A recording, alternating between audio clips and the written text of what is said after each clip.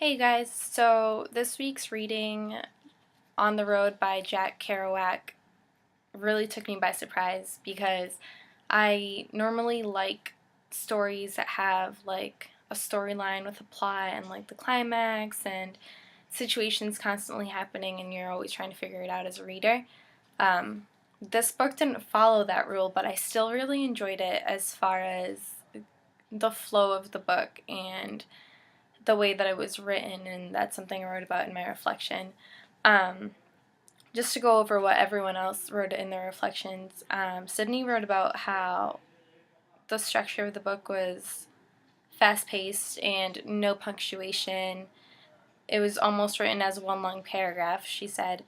and how there was foreshadowing, how the tone of the book was raw and honest, which I agree with, and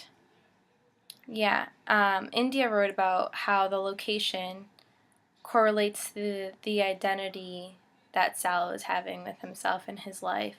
and how Dean almost symbolically resembles New York City, and how he's always moving and looking for something new and always on the move, and how the whole book was basically a road experience, and how Sal was always looking for something and he always was really impatient when it came to staying in one place. Um, Alyssa wrote about how Kerouac used the friendships in the story to teach lessons to his reader, and also the idea that life is a journey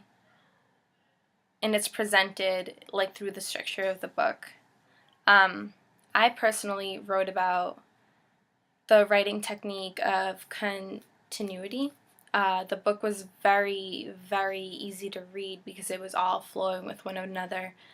I put that as Sal's life got hectic, the writing became more almost urgent and it was constantly flowing, and I found myself reading it in that way, and I think that that's what the author had intended for the readers to do. I put that the road signified the movement of Sal's dreams, but it also was almost like a mirror for him where he was able to reflect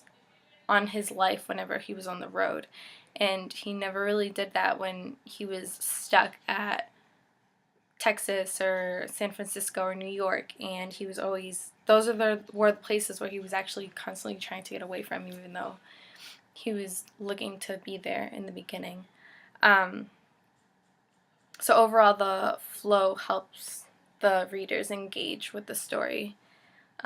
We all wrote about how